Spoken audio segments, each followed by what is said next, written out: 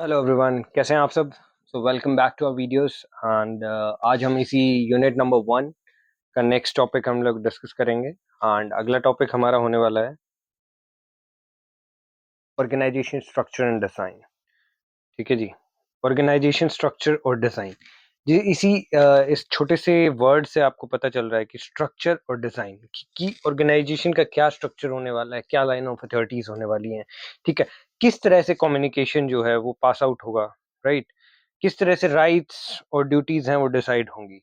ठीक है, that is called structure in a formal configuration. Okay, so let's say कि authorities, line of authority क्या होती है कि आप एज अ एग्जीक्यूटिव काम कर रहे हैं, आपके मैनेजर हैं और आपके मैनेजर के ऊपर उनके सीनियर मैनेजर हैं। तो उनका लाइन ऑफ अथॉरिटी है कि उनको एक सीनियर मैनेजर के नीचे 5 मैनेजर्स रहेंगे, उनको 120 लोगों की टीम मैनेज करनी है। तो अल्टीमेटली लाइन ऑफ अथॉरिटी जो सीनियर मैनेजर का है वो 120 लोगों के ऊपर लाइन ऑफ अथॉरिटी आता है, right. So that's how.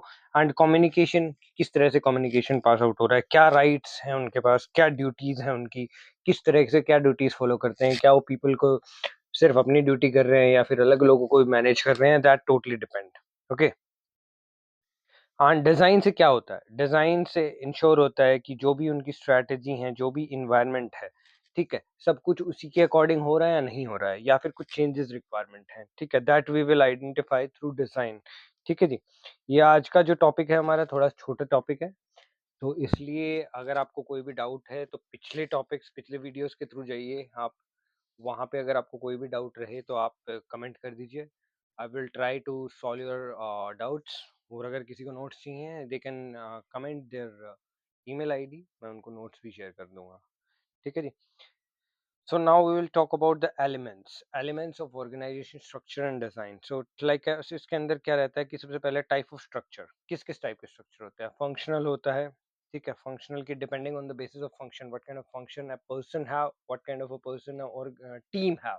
Like let's say finance, ठीक है। तो फाइनेंस का मतलब है कि वो फाइनेंस मैनेजमेंट करेंगे, एचआर डिपार्टमेंट का है उनका एचआर फंक्शन है, मार्केटिंग डिपार्टमेंट है उनका मार्केटिंग का फंक्शन है। ठीक है। तो ये depend on product and geography अलग अलग हो सकता है, मैट्रिक्स हाइब्रिड भी अलग अलग हो सकता है।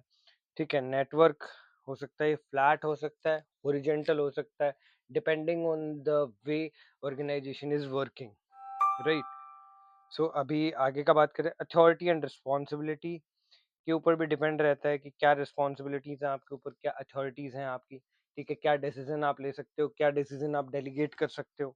ठीक है, क्या ऑर्गेनाइजेशन एक सेंट्रलाइज तरीके से काम कर रही है या फिर डिसेंट्रलाइज तरीके से काम कर रही है। सेंट्रलाइज तरीके से जो होता है कि वहां से टॉप टू बॉटम आपका जो कम्युनिकेशन है वो फ्लो फ्लो होता है।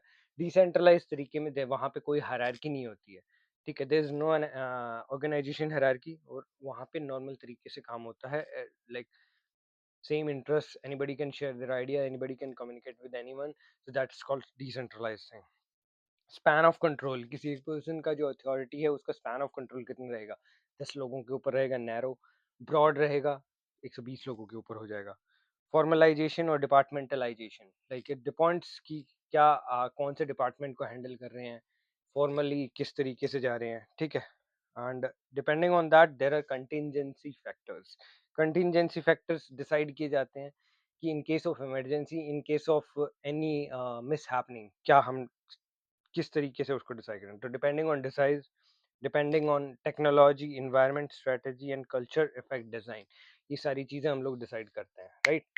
And depending on all these aspects, organisation का जो ओवरऑल स्ट्रक्चर है और जो डिजाइन है वो तैयार किया जाता है, जिसके ऊपर बेसिकली कोई भी प्रोजेक्ट, कोई भी कंपनी का स्ट्रक्चर जो है काम करता है, राइट।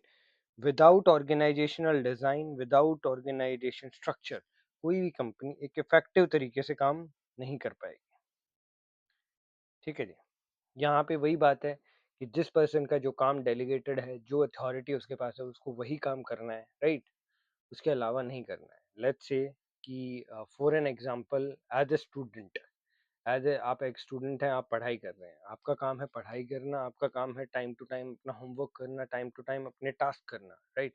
एक प्रोफेसर का काम है वो आपको टास्क बताएगा, ठीक है, इंस्ट्रक्टर का काम है वो आपको टास्क बताएंगे, ताकि वो आप फॉलो करें एंड अकॉर्डिंगली आप अपना सिलेबस कवर करें।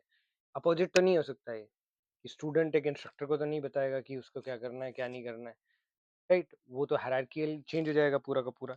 तो ये जो प्रोजेक्ट होता है ये बहुत ही तरीके से काम करता है, ठीक है? स्ट्रक्चर और डिजाइन एक तरीके से like from higher to lower आता है, ठीक है? That depends on the way organisation work. Okay, so I hope यहाँ तक आपका जो भी डाउट्स थे क्लियर हैं। एंड इसके अलावा अगर आपके इस टॉपिक के ऊपर कोई भी डाउट्स रहते हैं, इस यूनिट के अंदर अब तक जो टॉपिक्स हमने कवर किए रहते हैं, तो आप प्लीज पोस्ट कीजिए and we will definitely solve it out for you. And thank you for your time. Have a great day. Do like, share and subscribe our videos.